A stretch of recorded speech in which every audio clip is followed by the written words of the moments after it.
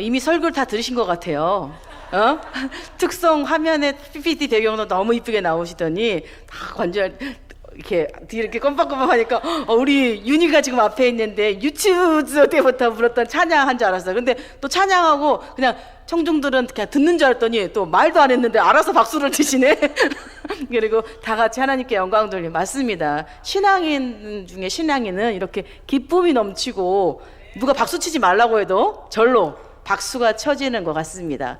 예, 우리 보러 다 예배 있어서 내려가도 될 것 같지만 또 그래도 또 하나님의 마음을 주셨으니 함께 나누도록 하겠습니다. 파스칼이라는 학자가 있었는데 이 파스칼이 팡세에서 신앙을 세우는 데는 세 가지가 있어야 한다고 이야기했습니다. 첫째는 감화입니다. 하나님의 감화, 감동이 없이는 우리가 주님께 돌아올 수 없습니다. 감화, 감동이 없이 어떻게 하나님을 믿는다고 고백할 수 있겠습니까? 예수님께서 마태복음 16장 17절에 이렇게 말씀하셨습니다. 바요나 시모나 내가 복이 있도다. 이를 내게 알게 하니는 혈육이 아니요 하늘에 계신 내 아버지이시니라. 감화가 있어야 하나님을 나의 주님이라고 고백할 수 있다는 것입니다. 감화가 없이는 믿음을 가질 수 없습니다. 두 번째는 이성이 우리에게 신앙을 세우는데 필요한 조건이라고 합니다. 그런데 그냥 이성이 아니라 이 감화 감동한 것에 복종하는 이성이 있어야 한다고 말합니다. 이성은 복종을 해야지 제대로 쓰임을 받습니다. 왜 이성이 신앙생활에 필요하겠습니까? 하나님의 말씀을 우리가 배워야 하고 가르쳐야 하기 때문입니다. 신명기 6장 5절에 보면 너는 마음을 다하고 뜻을 다하고 힘을 다하여 내 하나님 여호와를 사랑하라고 쉐마의 말씀으로 주셨습니다. 이때 마음을 다하고가 뭐예요? 감화받은 거예요. 하나님께 감동 감화를 받으니 마음을 다할 수 있다는 것입니다. 뜻을 다하라는 건 뭡니까? 생각이 있다는 거예요. 생각이 하면서 어떻게 우리가 힘을 다해서 하나님의 뜻을 이 땅에 펼쳐나갈지, 어떻게 하나님의 말씀을 이해할지 연구하고 가르치는 것이 이성인데 그 이성의 복종과 사용이 신앙을 세운다는 것입니다. 세 번째는 습관입니다. 습관은 하나님이 주신 귀한 것을 굳게 하는 것입니다. 우리 새벽 예배 지금 드리지만 우리 구역 예배 하다 보면 말씀을 나눌 때가 있습니다. 매일매일 새벽 예배를 드릴 때는 절로 눈이 떠졌는데 어느 순간 어떡합니까? 이제 한 번씩 빠지다 보면 알람을 맞추지 않으면 눈을 뜰 수 없는 거예요. 평생을 신앙생활을 했는데 그렇더라는 거예요. 근데 또 오히려 매일매일 새벽 예배를 드리면 어떡합니까? 네. 주일 같은 날 좀 늦잠 자도 될 것 같잖아요. 그런데 눈이 떠지는 거죠. 네, 이미 우리 몸이 습관이 들어있는 것입니다. 이게 좋은 습관은 우리 예수님이 가지셨어요. 그리고 주님이 어떻게 공생애를 하시면서 제자들에게 함께 보여주셔서 그 습관을 들 수도 있도록 해주셨습니다. 그러니 우리도 그 습관을 가져야 하는 겁니다. 그는 또 이야기합니다. 위치에 따라 흔들림이 다른다고 합니다. 바퀴 중심에 있는 사람은 흔들림이 작지만 바퀴 가장자리에 있는 사람은 덜컹덜컹 거릴 때 심하게 흔들린다고 그럽니다. 여러분은 어떠십니까? 여러분의 인생에 어려움이 왔을 때 많이 흔들리는 사람입니까? 아니면 조금 흔들다가 멈추는 사람입니까? 그것은 내가 가장자리에 있는지 중심에 있는지를 알 수 있다는 것입니다. 그럼 어디 중심이라는 거예요? 하나님 앞으로, 하나님 중심 앞으로 나아가는 것이 있다는 것이에요. 그래서 흔들릴 때마다, 시험이 올 때마다 우리는 자신을 점검해야 하는 것이에요. 아, 내가 주님으로부터 지금 멀리 떨어져 있구나. 흔들림을 요란하게 느낄 때는 아, 내가 지금 주님 앞에 더 멀리 있구나. 더 가까이 나아가야겠다라고 결심하고 신앙을 세워야 한다는 것입니다. 그는 또 이야기합니다. 우리의 상상력은 항상 현재를 생각하는 나머지 현재를 지나치게 확대하고 영원은 생각하지 않는 탓에 영혼을 너무 축소시킨다고 합니다. 그래서 영원을 허무로 만들고 허무를 영혼으로 만들어 버린다고 합니다. 현재를 너무 크게 생각해서 현재가 나의 전부가 되어버리고 반대로 영원히 있어야 할 것들을 오히려 조금 생각하기 때문에 영혼을 아무것도 아니라고 생각해 버린다는 것입니다. 그래서 아무것도 아닌 것이 나의 영혼이 되어버리고 진짜 중요한 것은 나에게 아무것도 아닌 것이 되어버린 것입니다. 여러분, 사울 왕이 왜 실패했을까요? 그도 하나님께 기름 부은 자였고 이스라엘의 첫 번째 왕으로 세워졌는데요. 사울이 다윗만 생각하면서 그가 실패하게 됩니다.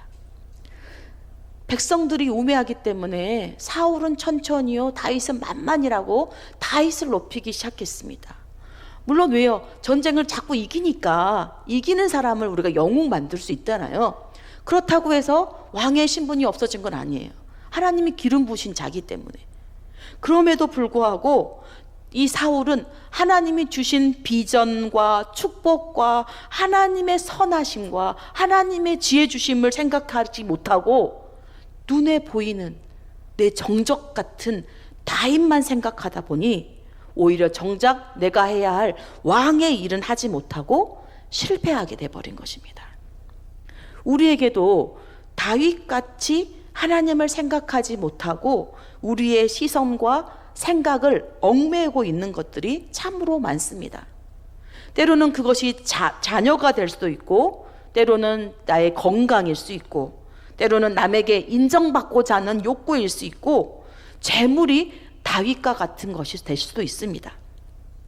그 생각과 더불어 하나님의 주신 사명, 비전, 하나님께서 우리에게 지금까지 인도해 주셨던 복과 은혜를 볼 수 있어야 되는데, 그래야 승리할 수 있는데 그 다윗만 쳐다보면 우리도 실패할 수밖에 없게 되는 것입니다. 그러면 지금 내가 바퀴 중앙에 있는지, 바퀴 가장자리에 있는지, 내가 지금 영원한 것을 소망하며 나아가고 있는지, 아니면 현재에 매몰되어 있는지, 나에게 감화 감동이 있는지, 나의 이성은 그 감화 감동에 복종하고 있는지, 그리고 그 복종한 이성을 내가 사용하고 있는지, 아니면 오히려 하나님이 주신 감화를 우습게 여기는 이성을 가지고 있는지, 나의 습관 중에 나쁜 것은 없는지 점검해야 할 때 우리는 어떻게 해야겠습니까? 신앙을 세우기 위해 우리는 어디로 가서 무엇을 해야 할까요? 은혜의 사람들은 지성소에 들어와 믿음을 점검해야 합니다. 즉 예배의 자리에서 하나님의 음성을 듣고 믿음의 상태를 점검해야 하는 것입니다. 균형 잡힌 성장을 해야 건강한 사람이 되는 것입니다. 육체와 정신이 함께 자라야 하는 것입니다. 믿음도 마찬가지입니다. 자라나야 하는 것입니다. 정체되어 멈춰있는 상태로 오랜 시간이 지나면 안 됩니다. 우리가 신앙인이라고 말할 때는 그 말의 뜻은 믿는 사람의 믿음이라는 뜻입니다. 이 말의 뜻을 조금 더 깊게 설명하면, 예수 믿는 사람들은 나는 예수님을 이렇게 믿습니다, 혹은 내 믿음은 이것이다 라고 언제나 누구에게나 내보일 수 있는 믿음이 있어야 한다는 말입니다. 그런데 우리는 말로는 믿는다고 하면서 실제로는 믿음이 없는 경우를 종종 보게 됩니다. 천국을 믿는다고 하면서도 그 사람의 행동을 가만히 살펴보면 절대로 천국이 없는 사람처럼 행동하는 사람들이 있습니다. 예수님의 부활을 믿는다고 하면서도 그 생활을 보면 죽음을 극히 두려워하고 작은 병에도 그 병 염려증에 빠져 있는 사람들을 볼 때가 있습니다. 죽음을 지나치게 무서워하고 두려워하는 것입니다. 이것은 믿는 사람이 믿는다고 하면서도 믿음이 없음을 보여주는 모습이기도 합니다. 한 번은 예수님이 12제자 가운데 9제자는 산 밑에 두고 3제자만 데리고 산 꼭대기로 올라가셨습니다. 밤이 맞도록 기도하는 중에 산 꼭대기에서 베드로와 야고보와 요한 앞에서 변형되셔서 광채가 나셨으며 엘리사와 모세와 함께 말하는 이 천국 세계가 열리게 되었습니다. 세 제자들은 하나님의 영광스러운 모습을 보게 되었고, 그 변형된 모습을 보고는 이는 내 사랑하는 아들이니 너희는 그의 말을 들으라 라는 음성도, 하나님의 음성도 들었습니다. 아침이 되어 예수님의 이 세 제자가 함께 산 밑으로 내려옵니다. 내려와 보니 나머지 9제자가 큰 무리에 둘러싸여서 서기관들과 변론하고 있는 모습을 보게 됩니다. 내용이 무엇이냐면, 귀신 들린 아들을 데리고 온 아버지가 제자들에게 귀신을 쫓아주기를 요청했는데 9명의 제자가 귀신을 쫓아내지 못했다는 이야기입니다. 전에 주님께서 제자들을 둘씩 짝을 지어서 보냈을 때는 병도 잘 고쳤고 귀신도 잘 쫓던 그 훌륭한 제자들이 지금 상황에서는 너무나도 다른 그 사람이 아닌 것처럼 보여지더라는 것입니다. 이때 예수님이 그 아버지에게 말씀합니다. 우리 마가복음 9장 23절 우리 함께 받들어 읽겠습니다. 시작.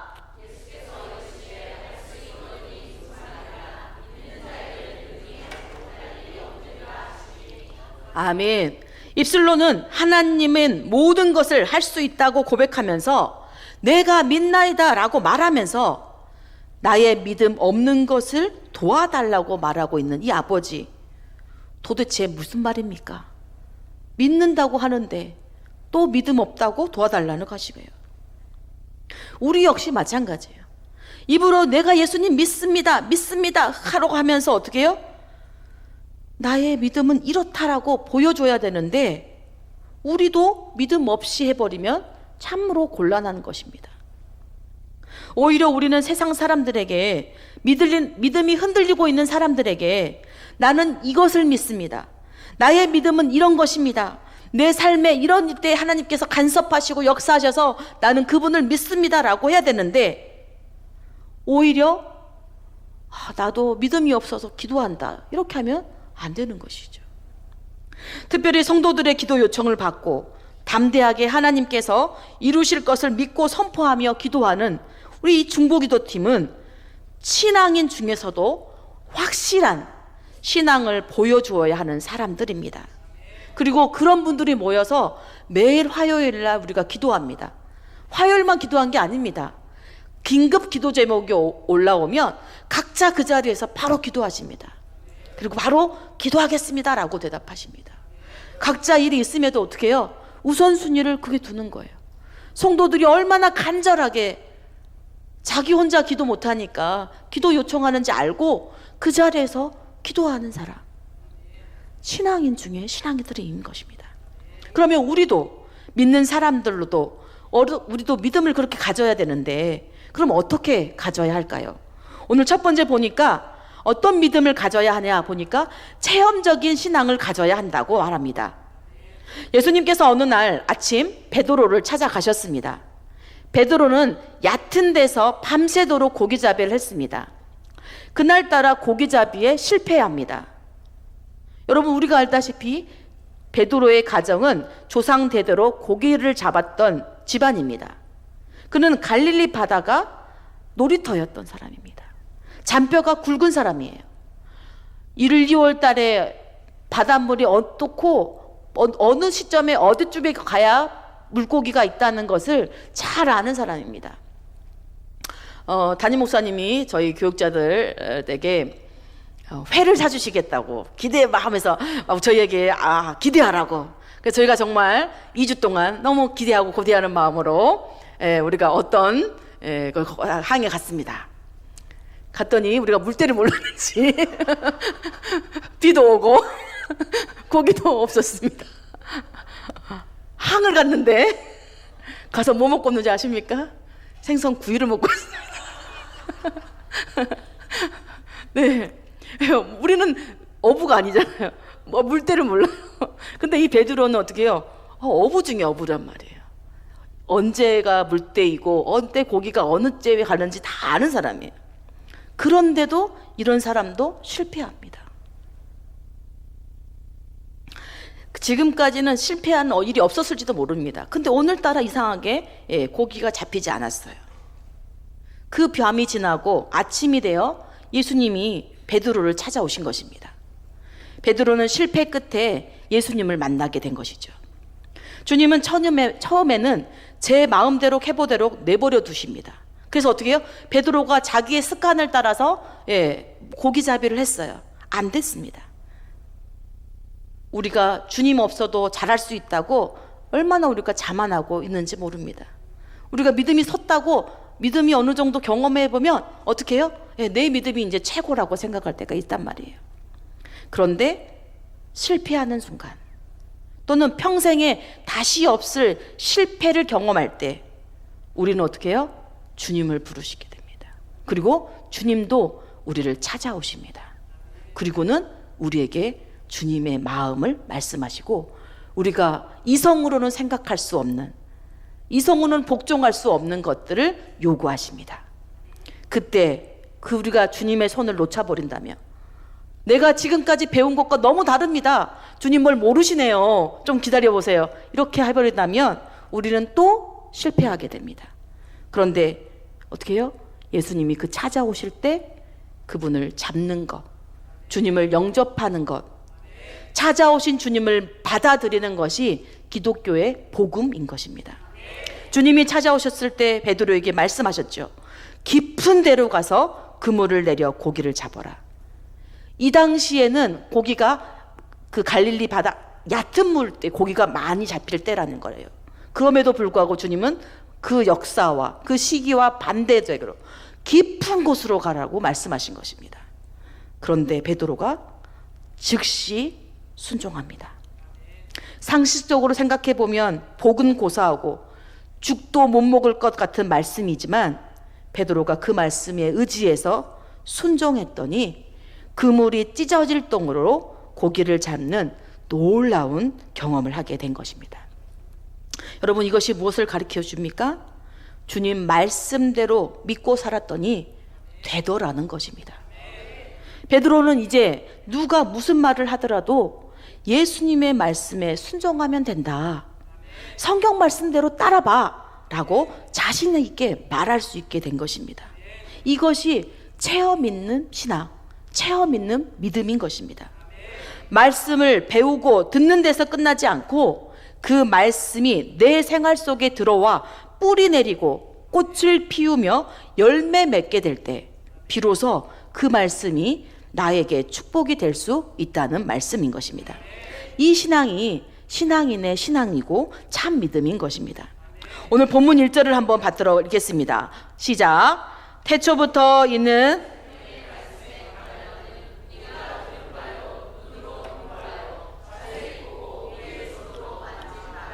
아멘. 이 말씀은 예수님의 제자 가운데 이 사도 요한이 자신이 체험한 바 그리고 자기가 변화를 경험했던 그 과정을 설명하는 말씀입니다. 요한은 베드로처럼 갈릴리 바다 어부, 즉 고기잡이하는 사람의 아들로 태어나 이 베드로처럼 고기잡이하는 사람으로 살았습니다. 한번은 세례 요한의 소개로 예수님을 만났습니다. 이 세례 요한의 먼저 제자였거든요. 세례 요한이 예수님을 소개해줬고 그 예수님을 그때 만나게 되는데 거기서 예수님의 부르심을 받게 됩니다. 예수님을 따르면서 많은 것을 배우게 되죠. 요즘 말로 하면 예수님께 배울 것 다 배우고 눈으로 볼 것 다 보았다는 말입니다. 눈으로 보았다는 말은 예수님께서 베푸시는 기사와 기적과 이적과 능력을 체험했다는 것입니다. 누가 뭐래도 예수님은 어떤 분이시고 그분의 말씀은 이런 것이라고 자세하게 말할 수 있을 만큼 공생애의 3년을 같이 다녔던 사람입니다. 그도 처음에는 예수님이 십자가에 못 박혀 죽고 난 후에 모든 것이 끝난 것으로 여겨졌을지도 모릅니다. 그래서 그도 다시 옛날로 돌아간 것입니다. 갈릴리로 돌아가셨어요. 그래서 갈릴리 바다 어부 생활로 돌아가 다시 바다 그물에서 고기를 잡고 있었습니다. 그러나 부활하신 예수님께서 그를 찾아오셨습니다. 요한은 제자들과 함께 예수님의 몸을 만져봤고 부활의 사실을 확인하게 되었습니다. 그리고 이때 그는 확실히 달라집니다. 사망을 승리하시고 사망을 이기시고 부활하신 그 주님을 만났기 때문에 인생이 죽음으로 끝나는 걸 줄 알았는데 죽음 건너편에 부활의 세계, 영화로운 세계, 복된 세계가 있음을 알게 된 것입니다. 죽음을 무서워하게 되지 않게 된 거죠. 베드로는 그렇게 장담을 하다가도 예수님이 붙잡혀가고 십자가에 못 박혀 죽으실 때 겁이 나서 예수님을 부인하고 저주하고 도망갔지만 요한은 십자가 밑에까지 따라갔습니다. 다른 제자들 다 도망갔지만 요한은 십자가 밑에서 예수님이 죽음을 똑똑히 보았습니다. 그의 옆에는 예수님의 어머니가 있었습니다. 예수님은 요한에게 내 어머니를 잘 모시라고 부탁했습니다. 예수님께는 친동생도 있었지만 그때 그 당시에는 믿음이 없었기 때문에 사도 요한에게 어머니를 부탁하신 것입니다. 사도 요한은 예수님의 어머니를 자기 어머니로 알고 잘 모셨습니다. 끝까지 십자가를 따라가신 것입니다. 그런 일이 있은 후 예수님이 부활하셨다는 소식을 들었으니 부활하신 예수님의 빈 무덤에 달려가기도 한 것이죠. 결국 요한은 주님의 말씀을 다 배웠고 능력을 보았고 십자가의 죽으심도 보았으며 부활하신 예수님을 만져보기까지 한 것입니다. 즉 체험해 본 것입니다. 그러므로 이제는 누구에게나 자신 있게 예수님에 대해서 증거할 수 있게 된 것입니다. 그래서 요한은 오늘 본문 말씀처럼 자신이 경험한 이 체험 신앙을 간증하고 있는 것입니다. 이러한 체험은 요한의 인생관과 믿음의 질을 변화시켜 주었습니다. 전혀 다른 사람으로 바꿔 놓았던 것입니다. 여러분들도 말씀을 배우지만 마시고 생활 속에서 생생하게 체험하시고 여러분들의 믿음의 질이 좋아지고 인생관이 달라지고 좋은 습관을 만드시기 바랍니다. 체험신앙은 신앙인이라면 반드시 가져야 할 것입니다. 요즘 우리 구역 신방 중이잖아요. 구역 신방에 가다 보면요, 자기 인생의 삶에 그 간섭하신 하나님을 고백하다 보면 얼마나 은혜가 되는지 모릅니다. 막 눈물바라가 되는 거예요. 네, 우리 연세 드신 분들은 그 아프신 와중에도 주님 만나고 싶어서.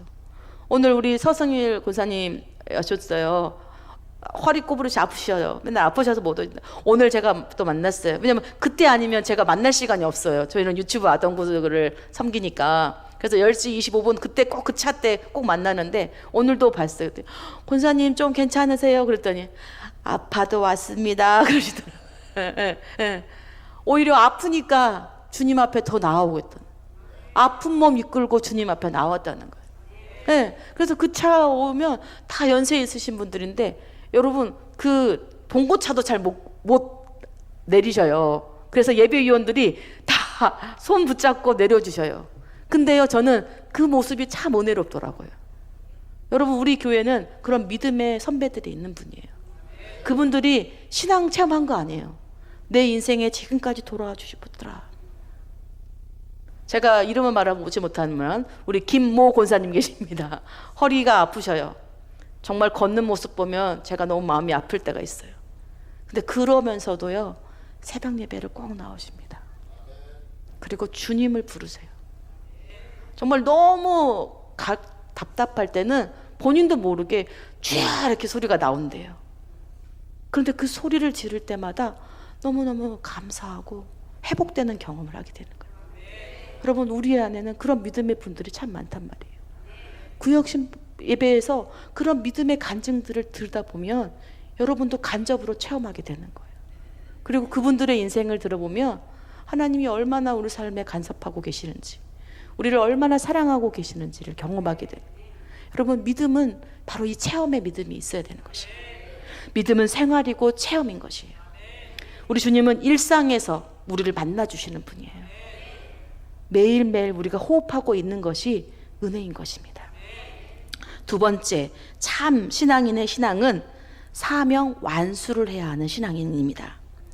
우리를 지금 살아있다는 것은 아직도 우리에게 사명이 남아있다는 뜻입니다.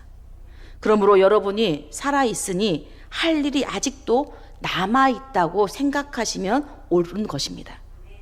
다니엘이라고 하는 청년, 우리가 알고 있죠.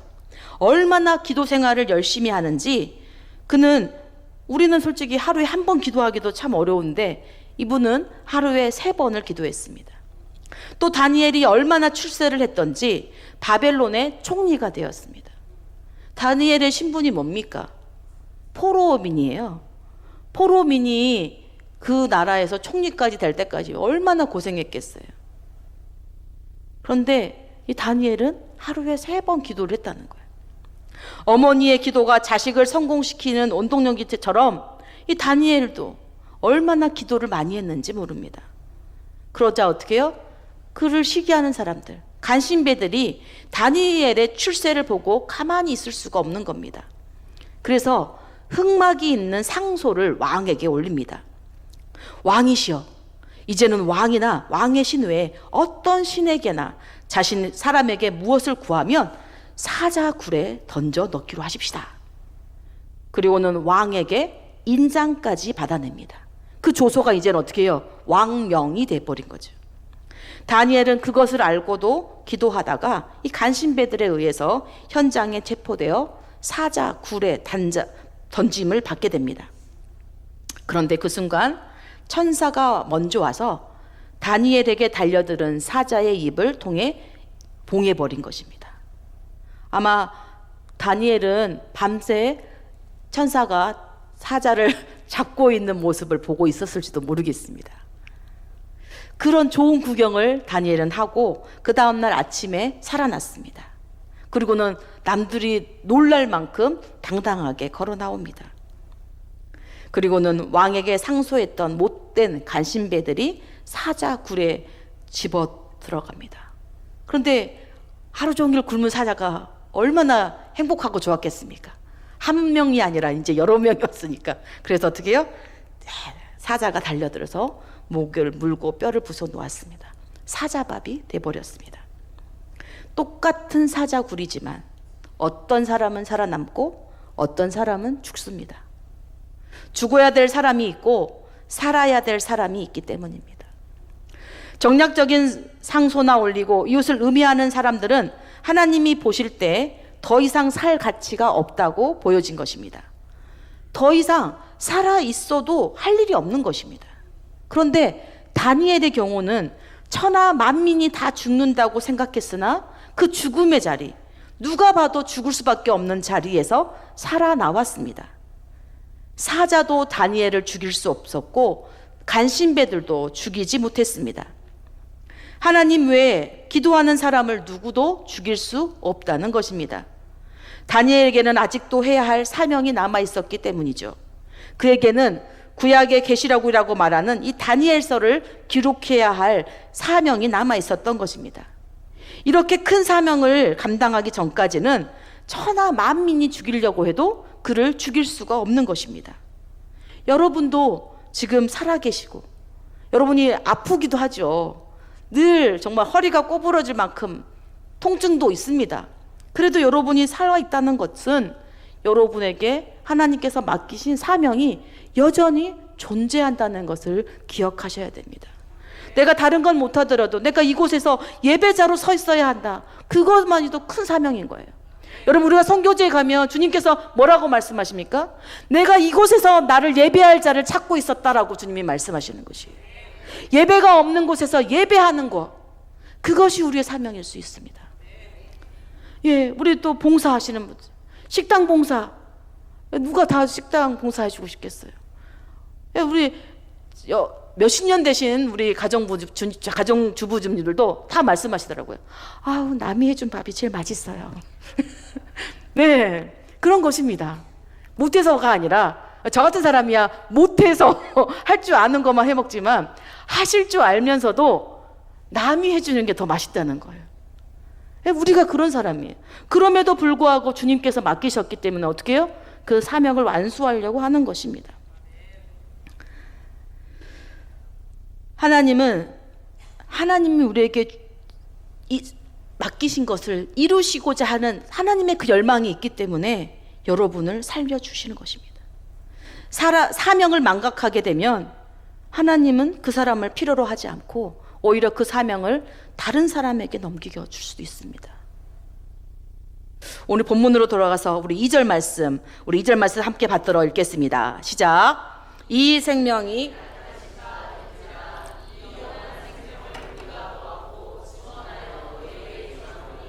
이는 아버지와 함께 계시다가 우리에게 나타내신 바 된 이시니라. 아멘. 분명히 체험한 다음에는 이 사명이 전하고 있다는 것을 우리가 기억해야 합니다.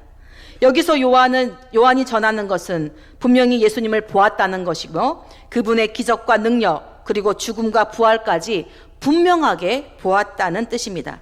그리고 이런 체험을 한 사람이기 때문에 전해야 하는 사명이 있었다는 것입니다. 예수님의 부활의 증인이 되고자 할 것들이죠. 결국 요한은 이 사명을 감당하기 위해 반모섬의 유배를 가는 것도 마다하지 않게 됩니다. 우리에게도 받은 은혜가 있고 증거해야 할 사명이 있습니다. 내가 구원받았으니 구원받은 것을 증거해야 하는 사명이 있는 것입니다. 축복받았으니 어떻게 내가 받았는지 이 축복을 받게 됐는지에 대한 전할 사명이 있는 것입니다. 여러분, 사명은 생명과도 같은 것입니다. 구원받았기 때문에 그것을 증거합니다. 축복받았기에 그것을 예수님으로 전하면서 사는 것이 우리에게 사명입니다. 우리에게는 예수님을 자랑하고 하나님을 높이고 전도해야 할 사명이 있는 줄을 명심해야 합니다. 그런데 이것은 우리의 힘과 능력으로 할 수 없습니다. 하나님의 도우심과 성령님의 깨닫게 하심이 필요한 것입니다. 이를 위해서 우리가 할 수 있는 일은 기도하는 것입니다. 말씀에 순종하고 순복종하는 것입니다. 우리의 힘으로 이런 일을 감당할 수 없기 때문에 우리가 뭐 해야 되는 거예요? 먼저 기도하는 것입니다. 세 번째, 영적 교제의 신앙이 있어야 됩니다. 그게 신앙인의 신앙입니다. 예수님은 마태복음 18장 20절에서 이렇게 말씀하셨습니다. 두세 사람이 내 이름으로 모인 곳에는 나도 그들 중에 있느니라. 여기서 내 이름이라는 것이 중요해야 합니다. 내 이름인가라는 것을 망각하고 두세 사람이 모이는 곳에 내와 함께 있다고 생각하는 성도들이 때로는 있습니다.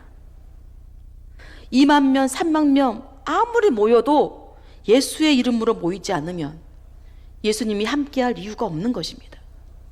여러분, 두세 사람이 모여서 술집에서 2차, 3차 하는데 예수님이 그들과 같이 할 까닭이 없는 것입니다.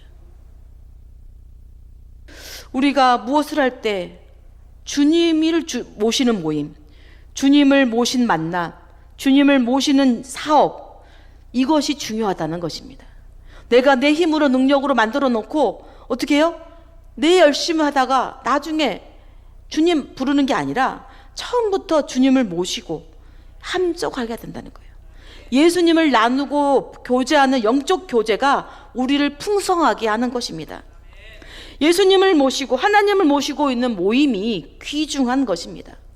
그래서 우리끼리 공동체 아니면 친교 모임 되게 중요한 것입니다. 그러나 그곳에 예수님이 함께하지 않는다면 그것은 세상도 누구나 다 할 수 있는 모임인 것이에요.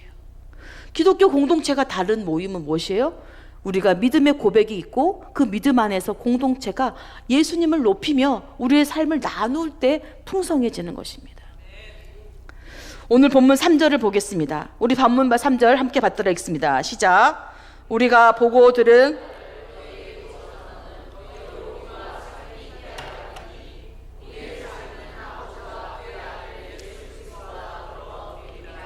아멘. 그러면 이런 사람의 결과가 어떻게 됩니까? 4절 말씀입니다. 시작.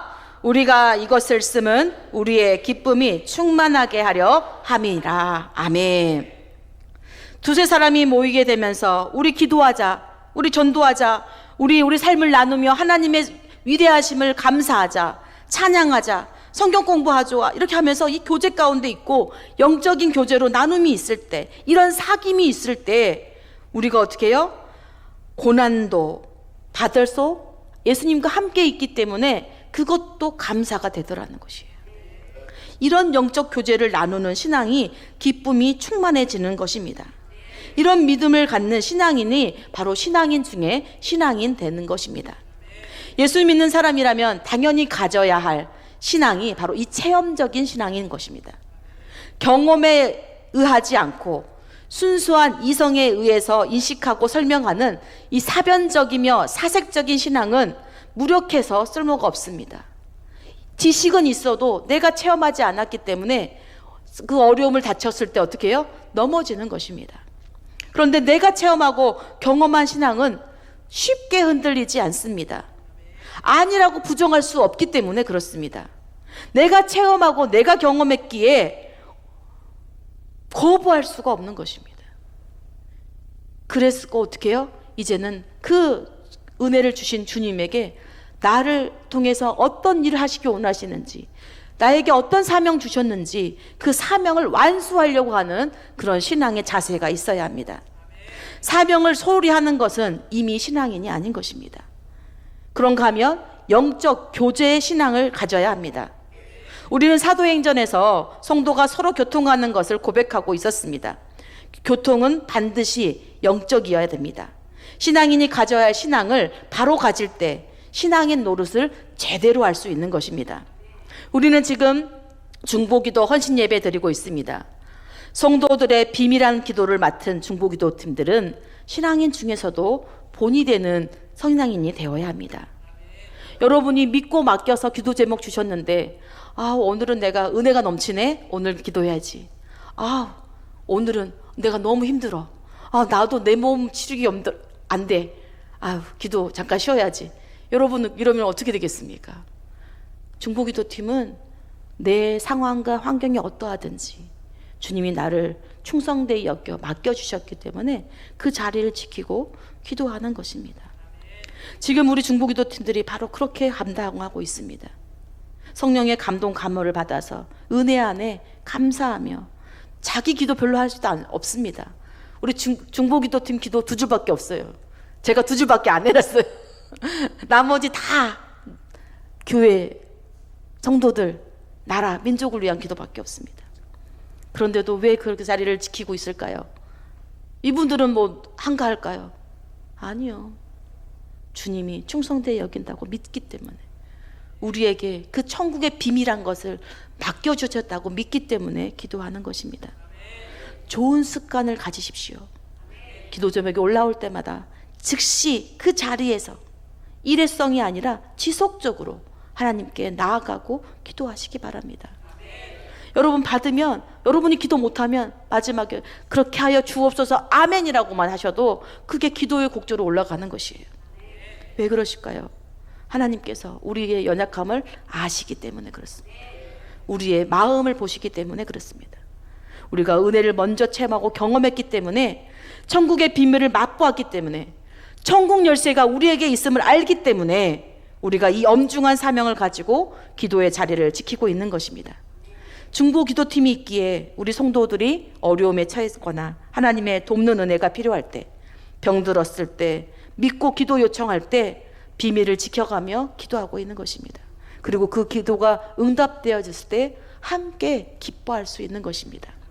이제 여러분을 초대합니다. 이 귀중한 기도의 자리에 여러분도 사모하는 마음을 가지고 섬겨주시기 바랍니다.